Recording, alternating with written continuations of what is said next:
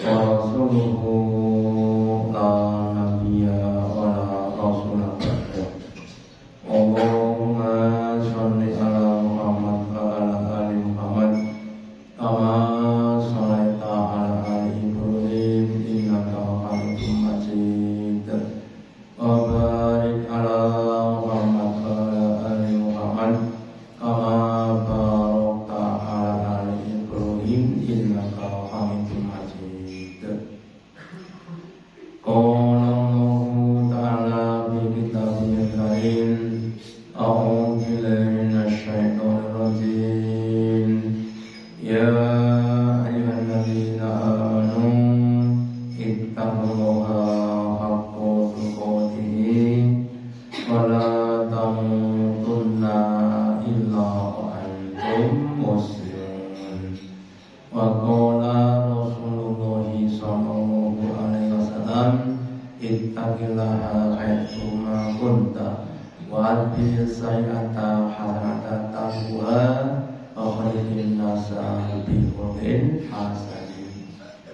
Bapak Ibu hadirin ingkang dipun rahmati Allah yang pertama dan utama, marilah kita selalu meningkatkan kesyukuran kita, keimanan dan ketakwaan kita kepada Allah Ta'ala dan yang telah memberikan pada kita kenikmatan yang banyak, terutama kenikmatan Islam, kenikmatan iman, kenikmatan takwa, nikmat-nikmat yang tidak diberikan kepada sembarang hambanya, nikmat-nikmat yang hanya diberikan kepada hamba-hambanya yang dijaga Allah Ta'ala. Dan semoga dengan kesyukuran kita Allah Ta'ala berkenan memberikan pada kita kenikmatan yang lebih banyak, lebih baik, lebih sempurna dunia sampai di akhirat. Amin. Bapak Ibu hadirin yang dirahmati, mungkin sudah kita ulang-ulang tentang masalah hidup.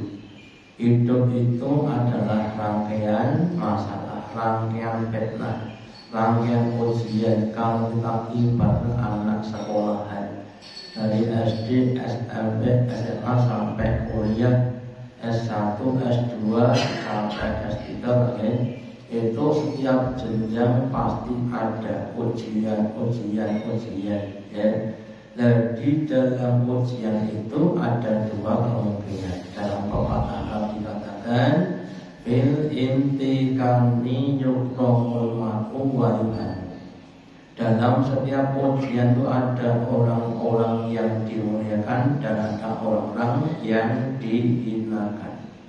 Siapa yang dimuliakan? Yaitu orang-orang yang berhasil, orang-orang yang lulus dalam setiap ujian. Siapa yang dihinakan? Orang yang tidak berada dalam ujian-ujiannya.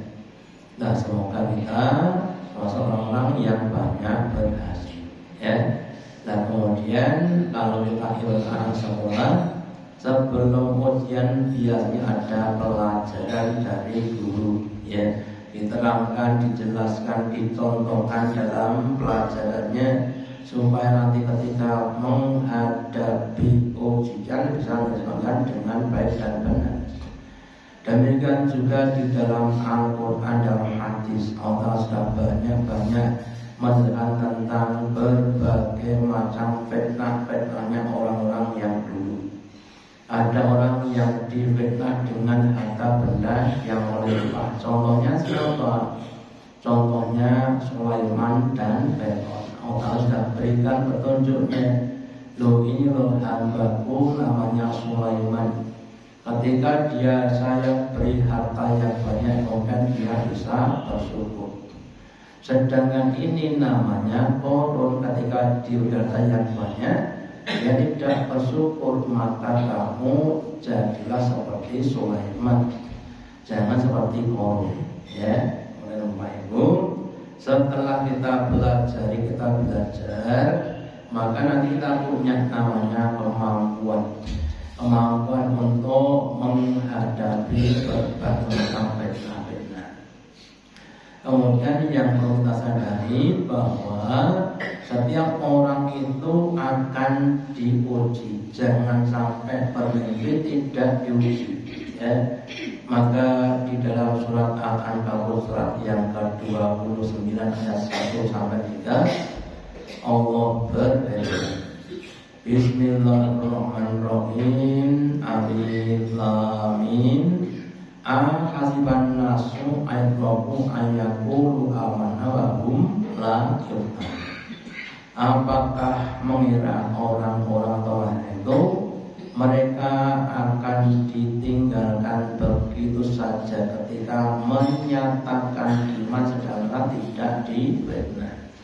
Suatu pertanyaan yang tidak butuh jawaban. Artinya setiap orang yang beriman pasti dan pasti akan diuji dengan keimanannya untuk membuktikan apakah iman yang benar atau iman yang salah. Terus kemudian dicontohkan pada orang-orang yang dulu. Walaqad fatanna alladziina min qablihim, dan sungguh sudah kami fitnah, kami uji orang-orang yang sebelum mereka, sebelum datang umat Muhammad atau kita tahu itu Allah sudah menguji umat-umat yang dulu, ya. Ada umatnya Nabi Nuh diuji dengan berbagai macam ujian seperti adanya berat dan lain sebagainya. Pada zaman Nabi Ibrahim atau yang lainnya, ya. Nah, dengan ujian itu palayak mau bulan nilasotaku, maka kemudian ada buktinya. Oh, ini orang-orang yang benar, ini orang-orang yang bodoh, ini orang-orang yang berhasil. Orang-orang kalibin, dan ini orang-orang yang kadzib, ya. Orang-orang yang dusta, orang yang tidak berprestasi. Makanya Bapak Ibu, kalau kita tanya kepada setiap orang termasuk kita Bapak Ibu, bapak-bapak, ibu-ibu, kalau besok di akhirat pilih surga apa neraka, pasti 100% milih surga. Terus kemudian diuji, ya. Surga itu kan tempatnya di atas, neraka di bawah. Mampukah panjenengan untuk naik ke atas? Ya, unggah dalam boten gampang. Bila mampu penak medhot ten ngisor, ya. Maka kemudian semakin tinggi tingkatan surga yang akan kita capai, tentunya semakin terjal, semakin rekoso, ya. Kita sekedar contoh saja ujiannya apa, mulai dari ibadah makhluk, mulai dari sholat atau puasa atau dan sebagainya, ya. Dalam hal sholat saja orang banyak berbeda-beda. Ada yang sergap, ada yang setengah sergap, ada yang tidak sergap, ada yang tidak melaksanakan. Atau nanti yang lain yang membaca Quran, ya. Meskipun Nabi sudah berikan suatu perintah, Iqra'ul Quran, saya yaumul qiyamah syafi'an li ashabihi, bacalah tentang Al-Quran. Kenapa kok harus membaca Quran?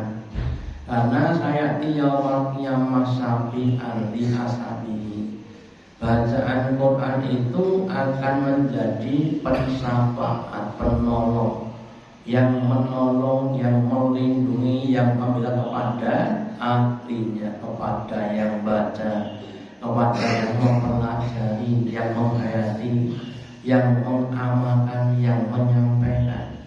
Di saat itu setiap orang butuh syafaat, butuh bantuan. Sedangkan harta bendanya, keluarga dan jabatannya sudah tak mampu memberikan pertolongan. Allah, kita harus banyak-banyak untuk membaca Quran, ya. Kemudian apa tujuan ujian? Tujuan ujian dijelaskan Allah di surat Muhammad ayat yang ke-31. Allah berfirman, wahai manusia, walanakum hatta na'lamu jahidina minkum wasabina wa na'lamu akbarakum. Wahai manusia, sungguh kami Allah ini benar-benar akan menguji kepada kamu sampai kami untuk mengetahui siapa di antara kalian orang-orang yang bersungguh-sungguh dan orang-orang yang sabar, mana yang sabar, mana yang tenanan. Dan kemudian Allah akan memberikan kabar kepada kita semuanya. Ya, kalau kita contohkan lagi Bapak Ibu, seandainya ada seorang guru punya murid umpamanya 40, ya. Kemudian Pak Guru tadi mengadakan ulangan harian atau ulangan semesteran, ya. Setelah soalnya dibagi terus dikerjakan, ya. Si A, si B, si dan sebagainya semuanya dikerjakan dalam waktu yang telah ditentukan. Setelah ditentukan selesai, kemudian dikumpulkan, kemudian dikerjakan oleh Pak Guru. Mungkin ada yang nilainya 100, ya, ada yang 90, ada yang juga 30. Terus sekarang namanya KKM, batas minimal. Hanya KKM-nya 70 namanya, ya. Maka yang nilainya kurang dari itu namanya orang-orang yang tidak berhasil, ya. Yang itu disebutkan namanya orang-orang yang berhasil, ya. Dan begitu, Ibu. Setiap kita pasti punya ujiannya yang macam-macam. Ujian kesabaran, ujian kesyukuran, ujian keikhlasan. Nah, monggo kita semuanya harus bersungguh-sungguh. Yo, caranya orang namanya kita ya belajar dulu memahami soal-soal yang akan sering terjadi, ya. Terus kemudian pentingnya juga kesabaran, karena yang namanya sabar itu tidak akan terjadi kalau belum diuji. Ada orang namanya sabar, ketika kan hidup dia ngeluh berarti orang sabar, sabar ya mau jeneng itu namanya gitu.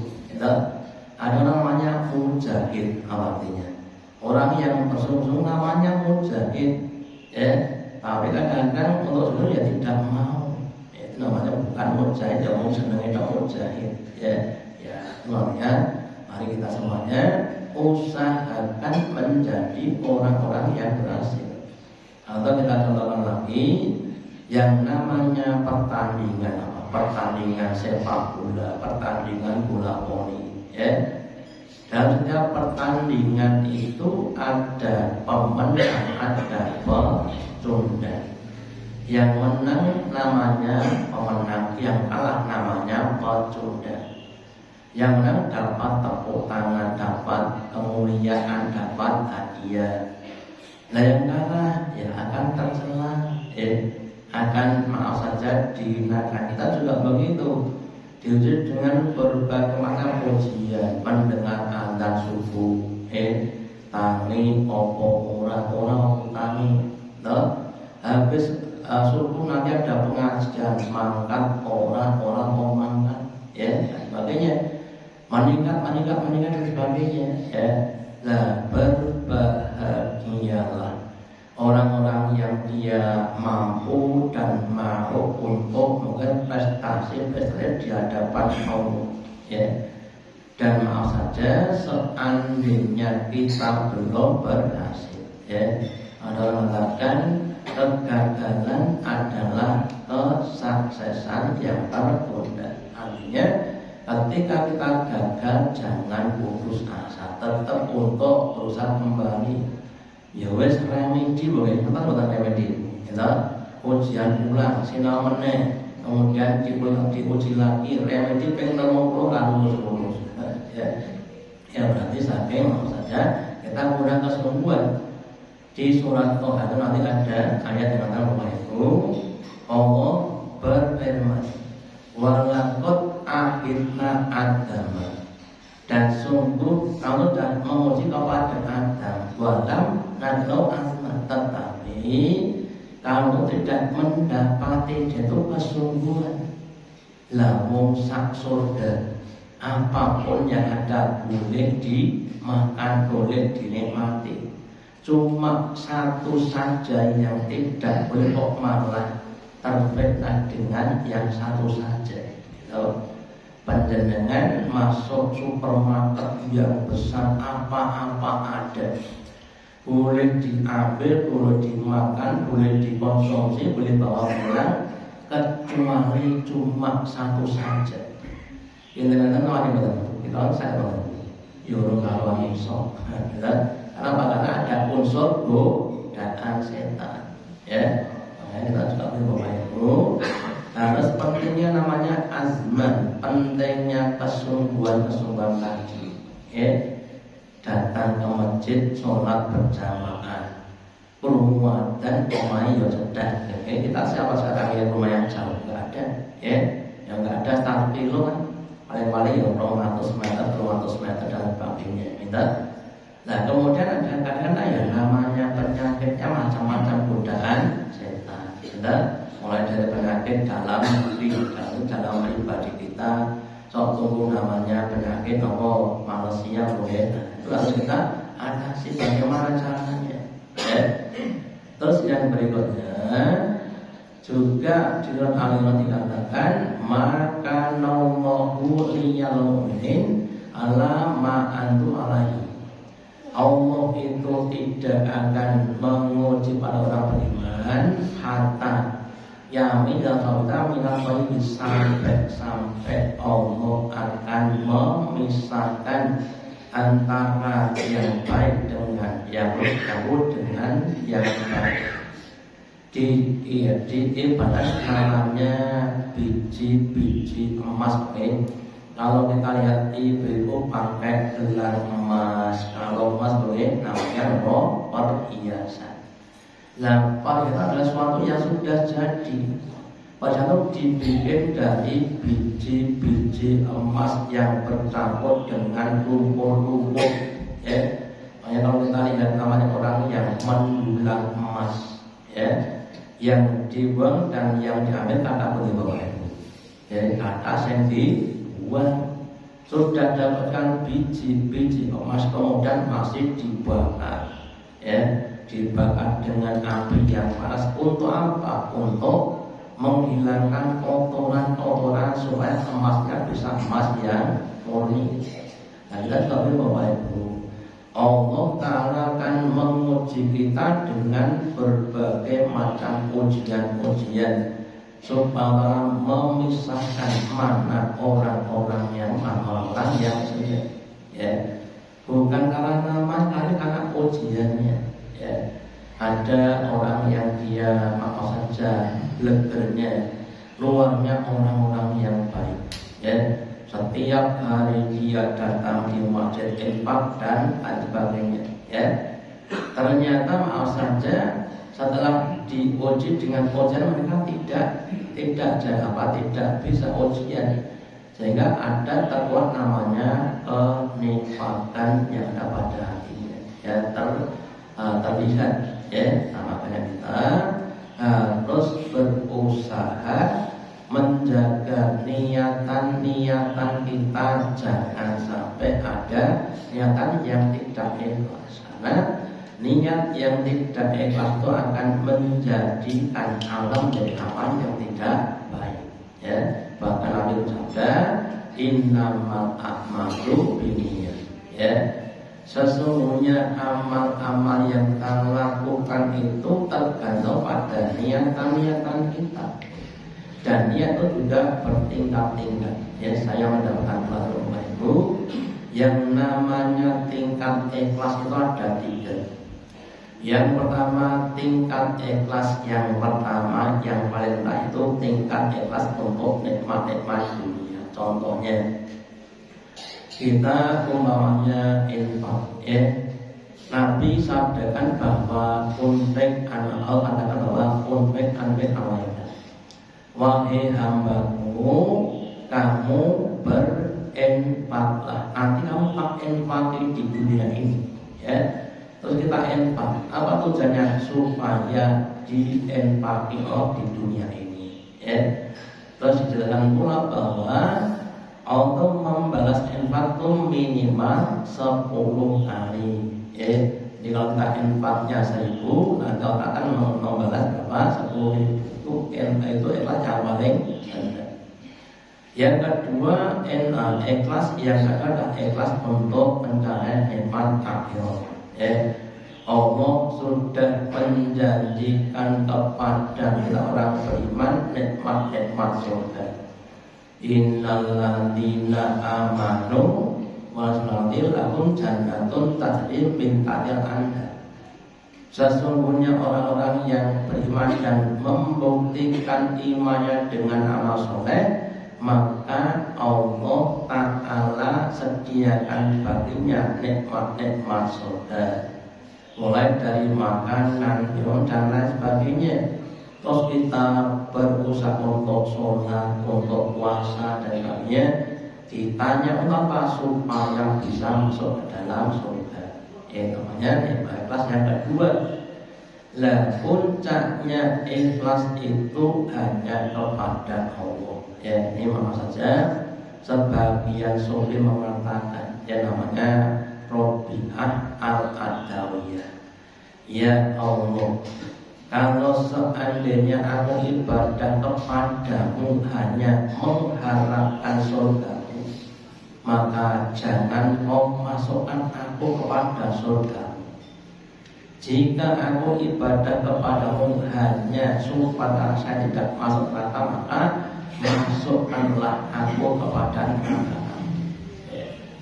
Tetapi aku ini ibadah kepada Engkau hanya mencari ridho, hanya mewujudkan cintaku padamu. Ini agak senang dipahami. Kalau ada orang kaya, umpamanya Bapak Ibu, memberikan uang kepada kita 1 juta, kira-kira kita senang apa enggak Bapak Ibu? Diparingin di 1 juta senang banget. Saya jenengan senengnya duitnya nomor sing maringi. Ya, dan nanti dites ya. Habis jika 1 juta kemudian 1 pekan lagi cinta apa tidak cinta? Oh, terus cinta berarti cinta kalau sing maringi. Gitu. Kalau tidak cinta berarti saya disenangi nopo. Ya duitnya mboten wong gitu ya. Sedangkan surga adalah makhluk ya. Allah sang Khalik, maka Allah terus kita tingkatkan. Keikhlasan itu ditingkatkan dari tingkat 1 ke tingkat 2, 2 ke tingkat 3. Karena yang sudah di tingkat 3 itu pasti mendapatkan tingkat 1 dan tingkat 2. Jadi ketika kita ada pada salah tingkat 3, kita itu akan mendapatkan tingkat 1 dan tingkat 2. Terus kemudian macam-macam fitnah dan tutupannya supaya kita tidak terfitnah. Nabi bersabda, fitnatul rajuli fi ahlihi. Fitnahnya seseorang justru timbul dari ahlinya, keluarganya, anaknya, istrinya atau suaminya, wa malihi dan juga hartanya, ya rumahnya, kendaraannya, wa jarihi dan juga mungkin tetangganya, sing ngomong ngarepan galane ngrasani, sing murid wongnya pelitis setengah murid, atau yang lainnya. Terus gimana tukangza asmonatu? Fitnah-fitnah yang muncul itu bisa diatasi dengan pahala sholatnya, wasodaqotu dan pahala sodakonya, wal amru bil ma'ruf dan pahala amal ma'ruf nahi munkar, wan nahyi anil munkar dan untuk mencegah kemungkaran. Maka semakin banyak kita sholat, sedekah dan amal yang lainnya, insya Allah itu akan kepada fitnah-fitnah kita, sehingga nggak jadi masalah. Contohnya kita ditolak dengan namanya rezeki. Rezeki itu kadang ya sempit, kadang yang luas.